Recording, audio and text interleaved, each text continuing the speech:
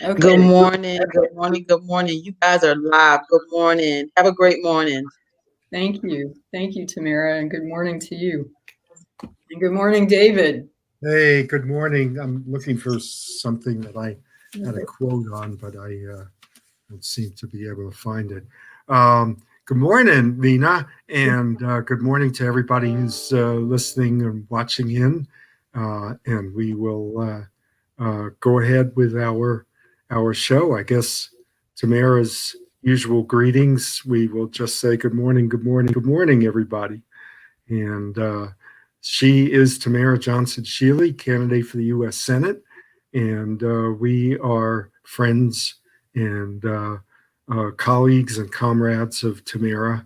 And you know me and you know Nina because she's been on quite a few times before.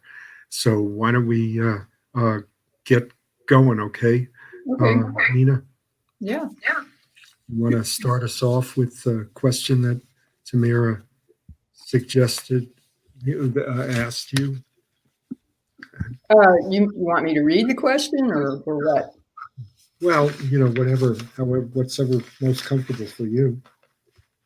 Okay. Um, yeah, she just gave me several questions to kind of think about. So the first one is, what are Black people saying to us? To us, European Americans. Well, yes. I mean, I did think about this in terms of what are Black people I know saying to me personally, and what do they seem to be saying in the larger world, so that it has both of those layers in it. Yeah. Yeah. Well, I mean, I think that we had a conversation about this, and I think that um, one of the things that comes up for both of us among our African American friends and the conversations we've had with them is that there is, I guess I would call it, a real skepticism on the part of people of African Americans in particular that that quote white people can change.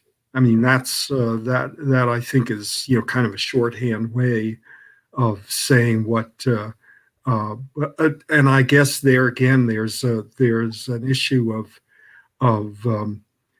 truly change. Maybe is one of the um, ways to refine that point. So, and what is your what's your thoughts on that? Is that something that you've found in Um, your I think that's a piece of it. Just wondering um, if white people, European Americans, I'll use your term, um, really even hear who they are or even see who they are. Um, what I hear is the they being African Americans? right that Black people feel kind of both, at least of people I've had conversations with, both invisible and too visible in some ways, but Yeah. Mhm. invisible in terms of whether the systems that are in place are ever going to recognize the ways that they've been unfairly disadvantaged. Um, and I mean, I've heard some of my Black friends talking about being scared about the way things are going at this point. Mhm. Yeah. So, what would you say? Well, I certainly think that that there is a sense of that there is a tremendous amount of animus that's being whipped up that by Trump by the right, and it's not just Trump. It's the Republican Party has been the party of white people for 50 years, and also not just white people, but the protection of white privilege. So the question of in my terms, in my frame of reference, whether European Americans can repudiate white privilege. In other words, throw it off, reject it, and embrace equality is the way that I would translate a lot of the skepticism. And I think a lot of the skepticism that we experience is as people who are liberals, progressives, supposedly, people of goodwill, who are, in using the common language, who are people who want to be allies. And I don't think that term is. I think that term is too weak to express what needs to be done. The issue of solidarity is far more intense and bonding than being an ally, which implies that there are,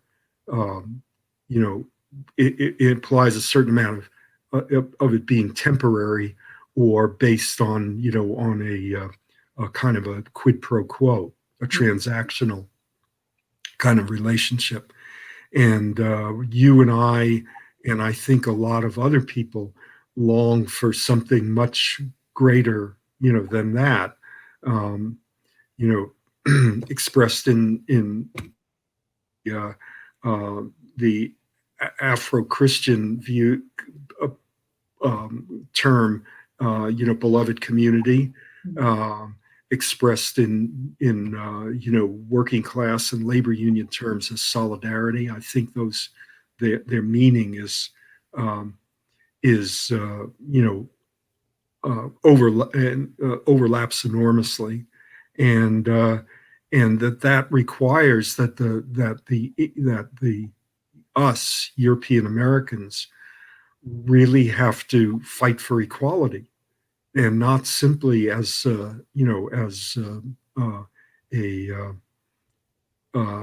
way of supporting African Americans, but of a way of achieving our own liberation and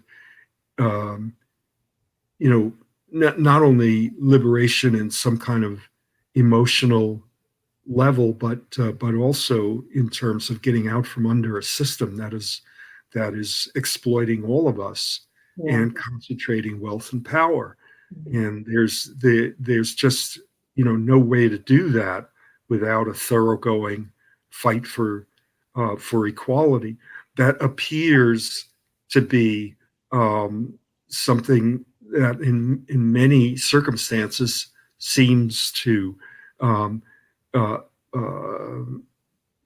affect our economic and social status negatively, because that's the way that white people are taught to think and act, right? Think and act white. Yeah, and I'd like to also put this in slightly different terms. I can't remember if this grew out of a private conversation you and I had, because of course we have a lot of conversations that are not on air that sort of help support these conversations that we do have. But I remember at some point when you were talking one day about solidarity and beloved community, it was like all of a sudden I heard it in a different way. And the way that I heard it was in terms of compassion training within the Tibetan Buddhist community and trainings that they offer.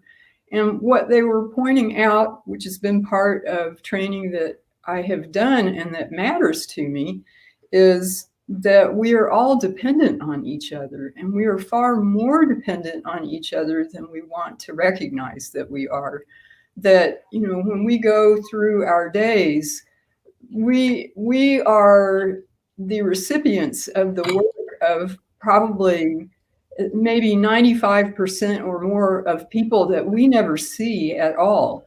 So, but that doesn't mean those people aren't present in our lives. And likewise, they are dependent on us as well. And so recognition of that, of the ways that we depend on each other, seems like a really important piece of this. That the world is too big, too complex for any one of us to, in effect, pull ourselves up by our bootstraps, which is one of those kind of Euro-American white people sort of attitudes that, you know, we can do anything that we put our minds to, and you just have to work hard and you'll rise in the system. And it doesn't necessarily work that way, for one thing.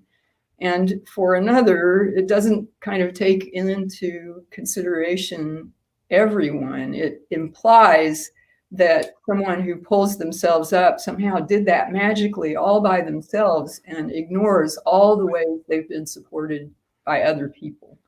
So. Yeah, I wanted to address a question that Marlon asked. How do you handle white indifference to our justice claims? I quickly jotted it down. I hope I saw it coming up there, but I was talking. So yeah, I know. Thank you. I'm glad that you did. Let's go for that.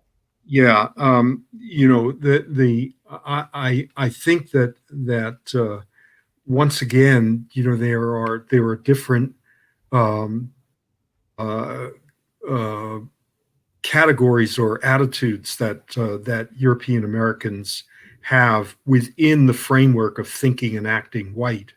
And I really try to draw that distinction because European Americans have multiple heritages and traditions and, you know, struggles that they have engaged in for, you know, for justice and dignity. And all of that gets drowned in effect in the in this framework of, you know, of thinking and acting white. I don't think that I don't want to dignify this category white as anything but a social control formation for ruling elites to use European Americans as their deputies and lieutenants, and it's a system that's 300 years old. It's not based on on 1619. It's based on the late 17th century, and it came into being as an invention of the ruling class. That's Ted Allen, the invention of the white race. So when we're talking about this, we need to really consider that that there are I don't know if it's even a majority anymore of whites who are indifferent to justice claims from African Americans. I mean, it may very well be that that there are a lot of people who are people of goodwill, who are very concerned, but really don't know how to translate that concern into real solidarity. And I'm as concerned about the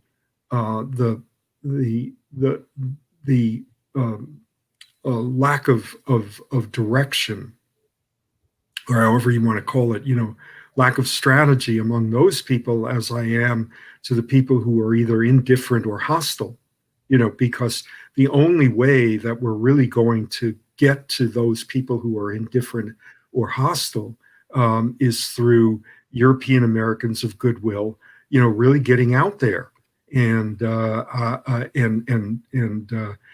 expressing what you were calling, you. I mean, we now have three terms, you know, solidarity, compassion, and beloved community.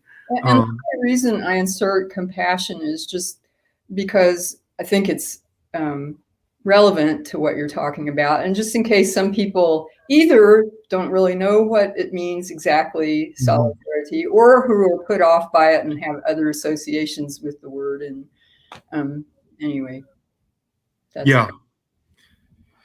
Well, you know, so we have a lot of people who have been expressing, okay,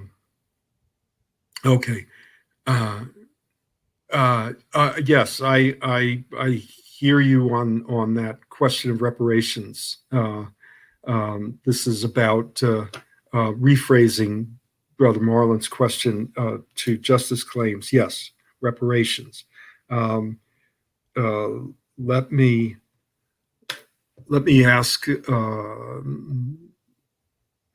I think that the issue of reparations is something that that is one of these areas where European Americans who think and act white um, see the demands of African Americans, no matter how just, as a threat to their material, conditions, to their material. I don't want to call them advantages, because one and if you remember, if many of you who are around for since the 80s or 90s remember, there was a big struggle over affirmative action during that time. And in some ways, the issue of reparations is affirmative action writ large, in effect. It's historic, and it's called, but affirmative action was an attempt to correct for historically developed inequalities.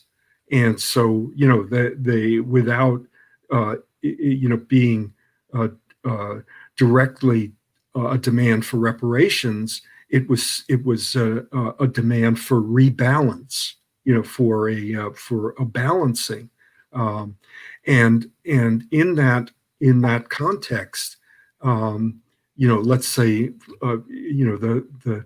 the unemployment rate for African Americans has been double the unemployment rate for European Americans for 80 years. And what affirmative action says is rebalancing means that there's going to be a greater risk of unemployment for European Americans if we even out the unemployment rate.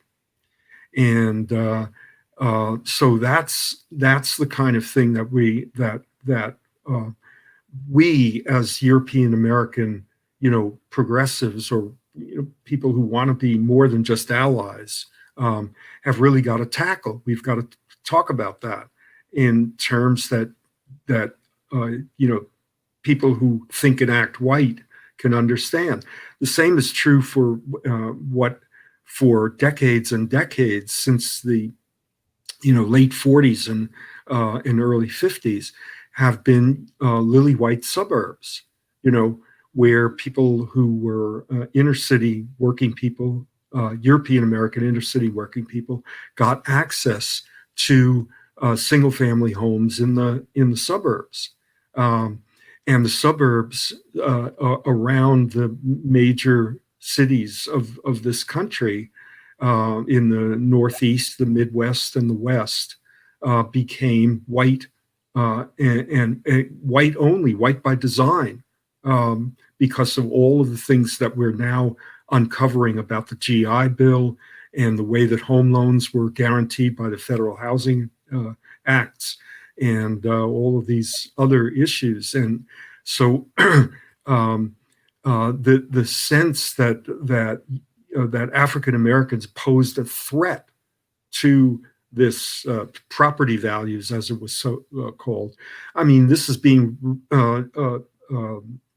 Trump is resurrecting this whole thing, this whole fear, and it's anachronistic at this point, because the suburbs are at least the close-in suburbs are really much more diverse, to use that kind of weak word, than they have been historically.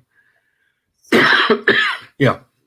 Because I'm trying to remember exactly what the question was. I think the question had something to do with what are our experiences, or how we counter it when we run into resistance to this. And so that was making me think, as you were talking, about times that I have tried talking to white people.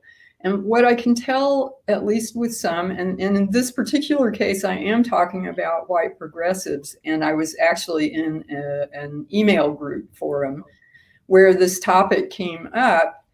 And when it was just presented as reparations, I could tell there was those people who were resistant to that, it's just like something about that word as just a blanket word made it easy to dismiss it and to feel like this was unfair or something, to ask for these kinds of things.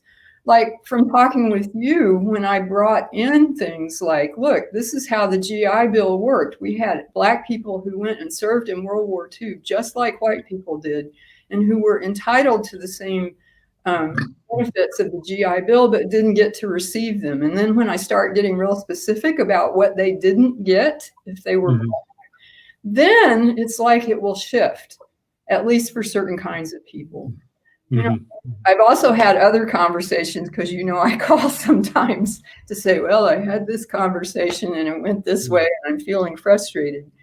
That I can tell with some white people when I talk to them about things that I feel met with a certain kind of resistance myself. And I've gotten better at being able to kind of move in and then step back a little bit with that and not get myself quite so personally committed to changing their mind, but just of trying to move in enough that they'll hear me, you know, and maybe they aren't going to change their mind in that moment. Maybe it's going to come 6 months from now or a year from now or something like that. So that's at least one answer to that question, that I do run into that resistance. And I'm trying not to be afraid of feeling that resistance from somebody. And I try more and more to talk out of my own experience about what I've observed as a white person, what I've seen happen to Black people, what seems unfair to me, how I have extrapolated from those experiences, things that inform me in the larger world. And I'm just going to say this because it had struck me suddenly a couple of weeks ago while talking to a Black friend. And I said this to you too, David, that if there was anything that radicalized me, it was serving on a grand jury in my county here in DeKalb. And that's not exactly where people probably expect somebody to be developing some shifts in their thinking about how, like, the justice system works in this country and how it's not equal or fair or necessarily good for anyone in some ways. So I'm going to hand it back to you now.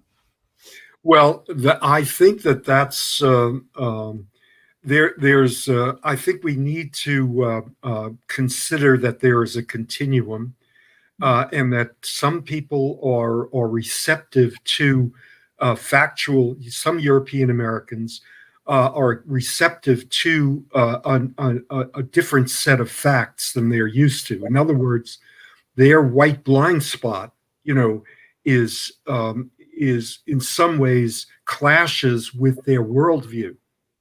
All right, you know, and by that, you know, worldview meaning your paradigm, you know, about the way that you mentally map the world, right? And for those people, getting that new information because they're grounded in a kind of a collective sense of justice, you know, as opposed to what you were talking about, which is this very highly individualistic view of the world, which, by the way, translates into religion as well. You know, I mean, I've read some critiques of the Christian right and of not just evangelical, but fundamentalism, that really talk about their relationship to the Bible as one of being like an instruction book on how to get to heaven. And it's very, very highly individualistic. It's not, you know, this whole idea about having a personal relationship with Jesus, you know, is odd because, you know, it seems to defy, it seems to defy the teachings of Jesus, you know. But that kind of individualism, I think, is much harder to crack because it's really based upon a paradigm, a view of the world that is atomized, In other words, we're all these little individual atoms. Right. And so, but I think the on the other side is what you are saying, which is that people that you know and that I know, or have some contact with, who are in that mindset, uh, I don't shorthanded as Republican or whatever, however you want to call it, kind of white Republicanism. Um, they are troubled. I think a really large number of them are troubled. They've been troubled by what they're seeing on these videos, of Black people being, in many cases, murdered. I mean, I have a friend whose father-in-law is a retired police officer in a major city. And we talked about how, my friend, I mean, he loves his wife deeply. 25 years they've been married or more. And his father-in-law knows that his daughter is deeply committed to my friend.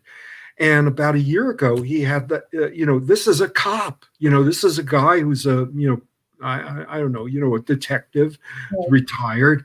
And he started to engage my friend in a way that was clearly different from the way that he had been, thinking before. And it was clearly on the basis of what he had seen.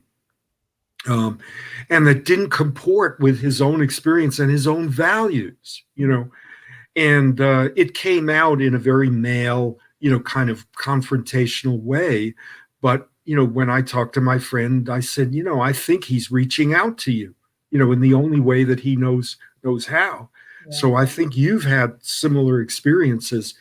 And the thing that you're saying, I think, is really important, is to stay with it. We are the only ones who can stay with these folks, and exercise our compassion, in effect, with them. In other words, to demonstrate to them how important this matter of compassion, solidarity, beloved community is to them, right? And I don't know if this makes sense to insert this at this point, but it was making me think about this, because certainly you've been a great support when I run into some of these things, and I've talked to you. You help keep me encouraged even when I feel kind of discouraged. But the other thing I was going to say is that the several Black friends that I've had where we've had some of these conversations that went, to my way of thinking, a lot deeper about some of these issues, that it's partly been through those friendships where they've stayed with me through things that I've learned, their willingness to stay with me as I'm kind of trying to get a better understanding of what they're saying, of how to articulate things, of seeing a world I'm a part of but didn't construct and don't particularly like, and I'm not sure how I can change it. And I feel deeply grateful for those friendships with people who are in effect instructing me about how you stay with somebody, even when you run into something where there's resistance or a lack of understanding. And that's just deeply moving to me, just humanly. Yeah. And it should be kind of a mirror, an example for us, that and that the more they stay with us, the more we can stay with these European Americans who are so damn thick-headed, that they, no, I mean, we European Americans, us, who are really trying to do the right thing, whatever you want to call it. I forgot what I was gonna say there. we can't huddle. That's what I was looking for. I mean, I really think that there's a lot of huddling that goes on. That you know what I mean by that huddle. Like in a Yeah, well, I mean, I know what a huddle is. I'm yeah. assuming that you mean that white people will sort of cluster with other white people that sort of support their views and reinforce. Yeah. And this is, that reinforcement in that huddle makes it easier to push away a single white person who's saying something different. yeah. And that's really we really have to. What we're talking about here is really on two levels. We're trying to provide leadership for those people who have a tendency to huddle and say, well, the rest of those white people are damned, and I'm holier than thou. I mean, that's one of the reasons why the Trump has been successful at what do they call it, owning the libs. And there's a lot of people, who take delight in that because they see a pretension and a self-righteousness, in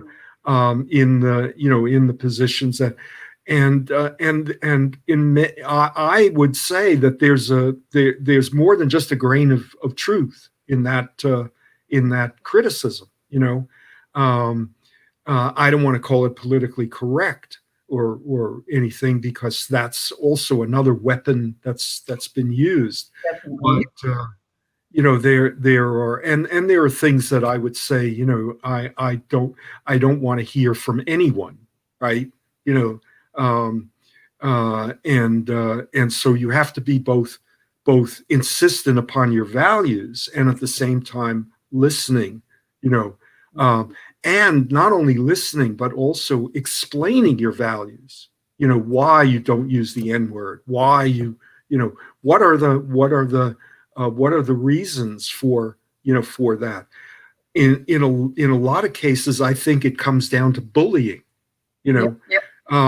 And those words become bully words. And a lot of people can relate to anti-bullying kinds of messages. I mean, unless you're one of the bullies, which Trump has been able to raise to the highest level. You've been bullied, in your life, and the only answer to bullying is solidarity. Right. You can't. I mean, everybody talks about standing up to bullies as if it's an individual act, and it may very well be at a moment. But when you are taking an individual act against a bully, what you are doing is you're representing the group. You're representing, because the bully is not bullying just you. Good right? point. And it's particularly effective if you are not the target of the bullying, to be able to stand up to a bully and say, stop doing that. That's and then you really represent the group. Then you're representing the collective's solidarity of the community, whichever it is. Maybe it's 4 people in a workplace, or it's it's 100 people in a church congregation, right? Or in a neighborhood, and you know who the bullies are, the loudmouths, the ones who are, got the braggadocio, and most cases it's men, but there are women, who and definitely do it too. But I do think that is a paradigm shift for a lot of European Americans. If you can bring it down to that level of That's a really helpful way to put it. I don't know that you've said it exactly that way to me before, but here's how I relate to a part of what you said. Sometimes I'm not so good at sticking up just for myself, because I can kind of, let go of things that are irritating to me if it's just me.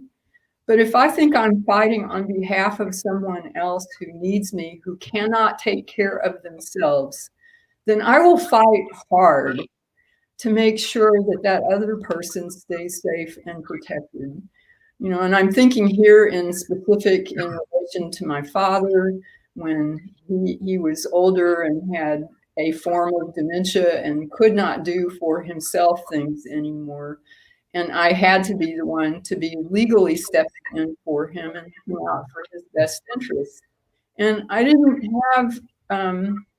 feel shy about doing that because I'm doing it for him. If I'd been doing it just for me, I think it would have been different. So what I'm kind of expanding from what you said is that if somebody's bullying me and I stand up, it's kind of like I am doing it for the benefit of others. And that may give me a kind of courage I might not have if I think it's just me. Yes. Yeah. And I think that that really shifts. And that's the kind of thing that, on the layer of the people, or addressing the people who are huddling, the progressives, the people of goodwill, to say, to not just yell at them, get out there, but to say, look, this is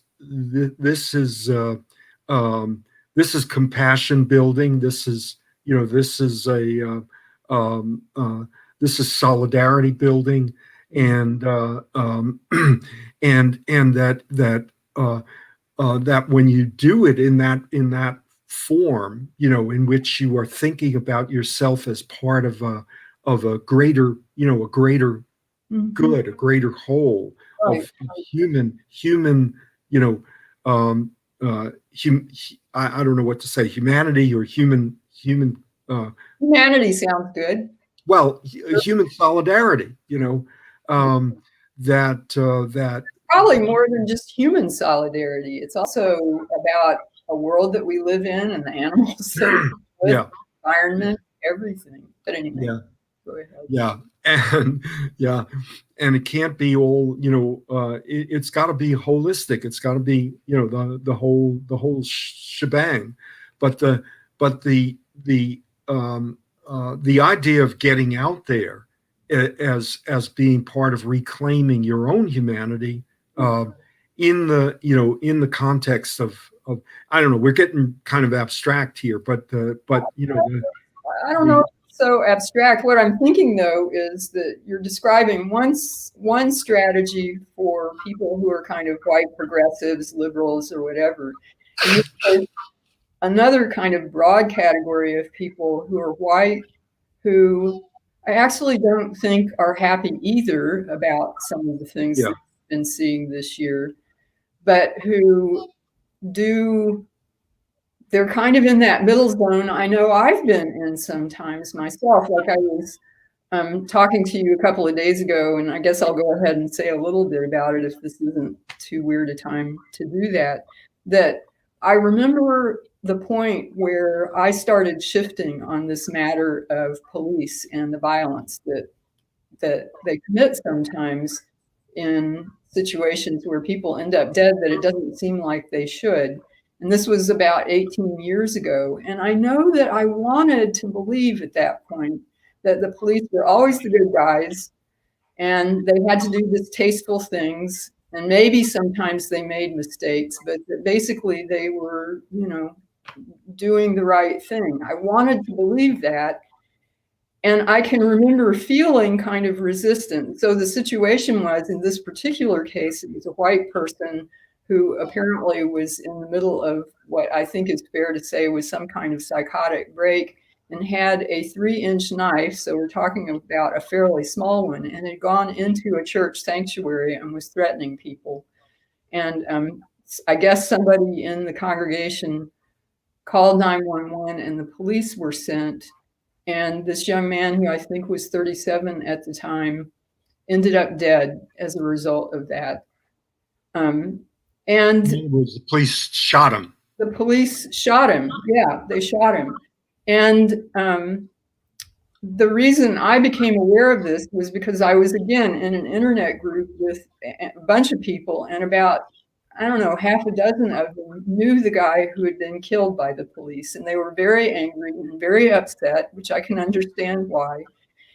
And I think there were other people, not just myself, who were trying to rationalize it. And I'm sorry that I felt that way at the time, but I just didn't want to think about the idea that, I mean, it was like, if it could happen to him, then it could happen to me. It could happen to my daughter. It could happen, you know, to some other friend. It was just kind of like it was too much. So I'm not unaware of what it's like to be white and confronted with something where it's beginning to push you in some other direction, but where it's hard to hear it. Yeah. I don't know if that's made any sense to bring in at this point or not, but I think that you know, it's connected to the much larger structural questions. You know, that I think it's in some ways the white blind spot of most European Americans prevents them from seeing that this call to defund the police, you know, along with reparations, you know, and all of these other things, is really, you know, directly affects us, you know, European Americans, because this form of policing, which was, you know, established to maintain, you know, social control over, you know, over Black communities, starting in the South, you know, but expanding into the you know, when Black migration became very large after the Second World War, and particularly in the 60s. That this structure of policing seems to have left European Americans immune, you know, from this kind of repressive policing in the suburbs, right? Yeah. Is not. I mean, you know, the immunity is conditional. You know, it's not absolute. And you know, I have a friend. I haven't read the whole long research article that a couple of people that I'm you know, colleagues of mine in North Carolina, there, you know, the shootings, the killings by police of African Americans account for about half of the you know, the police killings, which is way disproportionately, you know, African Americans. But what about the other half? You know, and are, you know, are those people mostly European Americans in a situation like the one that you're talking about? I've heard of another case, just much more recent than that one, where you know, a European American salesman was at a sales, you know, convention or something like that, and was playing with an air rifle, and someone saw him from the window of a hotel or a motel room, and the cops came in, and he was shot and killed. So in other words, what has happened structurally is that that's the way that the police respond. And if European Americans can remove that blind spot, you know, they can see that this is just not, it's not working for, you know, for anyone who finds themselves in a situation where, you know, in effect, they are there, you know, the police are capable only of one kind of response, right? And so, and on top of that is the first of all, the amount of budgets, of municipal budgets that are spent on police and on policing, which is an utter failure of, yeah, Marlon is saying, is it a blind spot or racism and bigotry? Well, both, frankly. Yeah, and the racism and bigotry comes out of a sense that the situation is us versus them, which is a way of thinking. It's a way of thinking and acting white, because if you see African Americans as if you are a working person who's European American and you see African Americans as working people, then you have a whole different, you don't have an us versus them mindset, paradigm, frame of reference. It's the us versus them. So anyway, just to finish up, the finances, just the municipal finances alone of spending, 20-30% of your municipal budget or your state budget on police and policing means that there isn't money left over for education and for health, mental health, and all of these other things that could be much better solutions to this kind of than repression. And on top of that, there are billions spent every year on wrongful death suits or other, and the cops don't pay for that. The cops themselves are not held accountable. Those all come out of the general, budgets of cities and counties and states. So, and this sort of something served on that I was aware of the amount of money that is involved in, trying things and in courts and whatnot. And, to me, this is the least compelling reason to put it in terms of money. But since I think there are a lot of people where that's the thing that will be the most compelling to them is money we're spending on this, maybe that's one way. I hesitate to say that it's more white people than others who are affected, who will be moved by the amount of money spent. But I would think that might be a way of appealing. It just seems like, I don't know, it seems like the wrong priority, even though it's sometimes that people will understand. Yeah, I bring it up in that way because, on a more global scale, the country at all different levels of government is spending $90 to $100 billion a year on mass incarceration. So the question of what's being done with your money, with your taxes, seems to me to be, you're protecting your property values. Are you really protecting your property values, even on, in terms of that kind of an argument, to raise that with people, with whites who are thinking and acting white, and who insist, by the way, in terms of what Marlon was saying, who absolutely insist these days that they're not racist, right? Yep. I mean, you get that over and over and over again. I definitely hear that. When what they're doing is clearly, something that's causing harm, that's inflicting harm. And this is something that made me try to initiate a conversation with mostly white people of, what do you think racism is?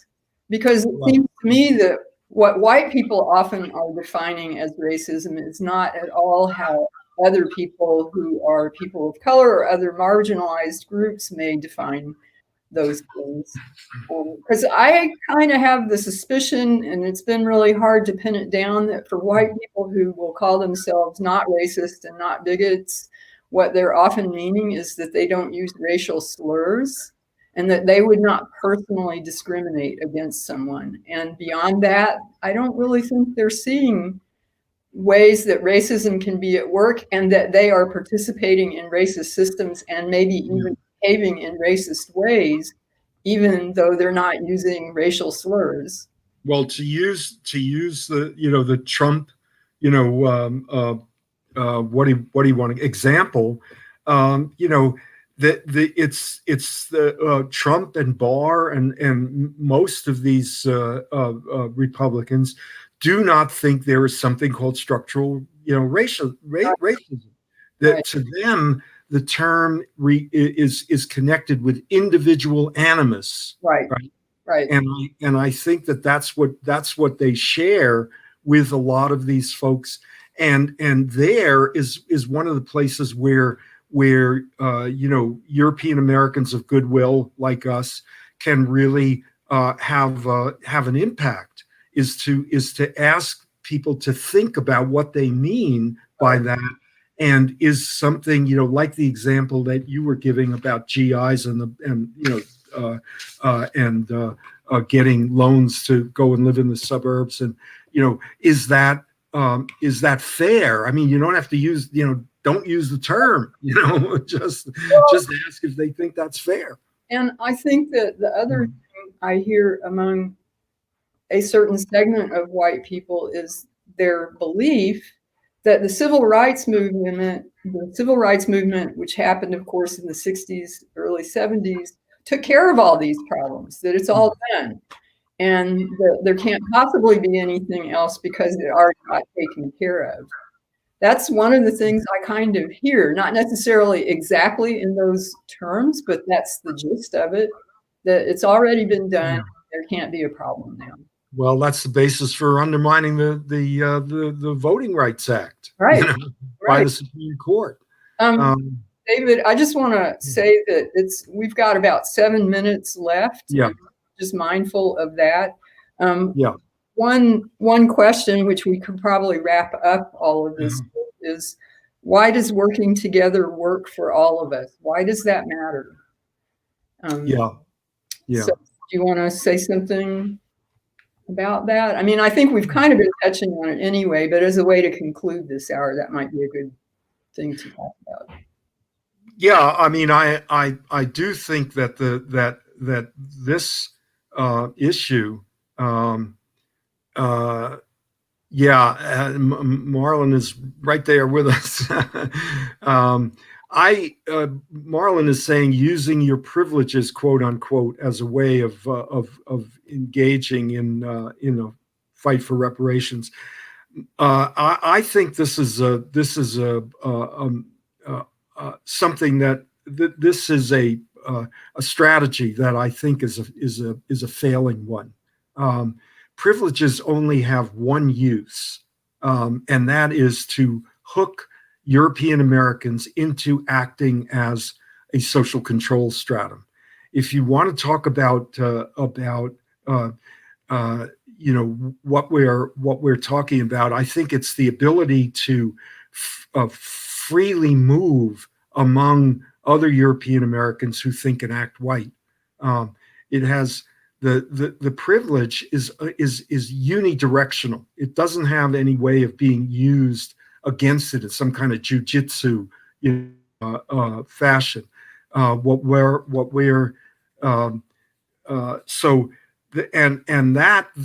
That's because if you do that, what you're doing is you're cutting off the really crucial question of when it looks like there is a conflict of interest, whether it's over the equalization of unemployment or the integration of a neighborhood, or any of these other things. The issue of solidarity versus defending your privileges, you got to take it on head on. You can't. Now you don't have to use the word racism in order to do that, but you've really got to say, look, we have a systemically unjust situation here, unequal situation here, and you can either be on one side or the other. You can't be on both. You can't, and I'm afraid that a lot of this this talk about using your privileges to undermine privilege or something like that. I mean, in some cases, it may be that people are I mean, we really need to break that down. In other words, what do you mean by using your privileges? Do you mean simply, I mean, it's a question of finding not just places. This is partly why this whole idea of allies, finding common ground, kind of what do you call it? Pushes under the rug, sweeps under the rug the places where where somebody like Trump can play the other side, play the other, and if we're not there, if we're not present to counter those things, it becomes a what about, what about this, what about that, we really have to establish the principle that not just an injury to one is an injury to all, but that our collective free development is the free development of each is the condition for the free development of all. That we can't really do that now, and without having consolidated our power through solidarity, because we're up against a very powerful enemy. I mean, there's a war going on. The wealth is being concentrated in this country to an extent that it has never been before. There is if not directly income, the insecurity that people have, in this society is growing enormously, and the response to the pandemic, which has put hundreds, tens of millions of lives in a disrupted, tens of millions of lives, is countered by a stock market that just keeps on rebounding and growing, and 85% of the country doesn't own stock. So when we're talking about about that issue of why does working together work for all of us, that's where we have to recognize both the ways in which we are being set against one another, not just divided, but also divided, separate and unequal. And to say, look, you can't make up another person's mind, right? But you can offer them, an alternative. That's you can go along in this old way, or you can and how's that working out for you? Yeah. Or you can take this new direction. It's risky, but you have a world to win, as it says in the Communist Manifesto. We have a new society to that's aborning, getting born, and it's gonna that's the inspiration, I guess.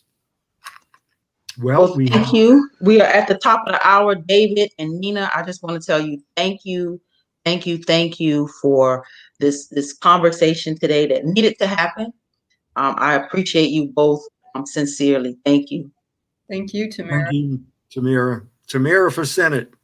Tamara for Senate. Yes. So you can find us every week, everybody, right here, Saturdays at 11 a.m. David and I, and hopefully, Nina, you're going to come back soon. Sure. Yes. And I am Tamara Johnson-shealey, your candidate for the United States Senate. Please go to my website. We're 24 days away now from Election Day. If you haven't gone to my website, please do check out where I stand on the issues. Again, I am Tamara Johnson-shealey, your candidate for the United States Senate. Go to my website, donate, volunteer. We're in the last the running stretch here, so please go to my website and help us out. Thank you. You guys have a great week. Okay. You too, Tamara. Power to the people. Power to the people. Bye, Tamara. Bye, David. Bye-bye.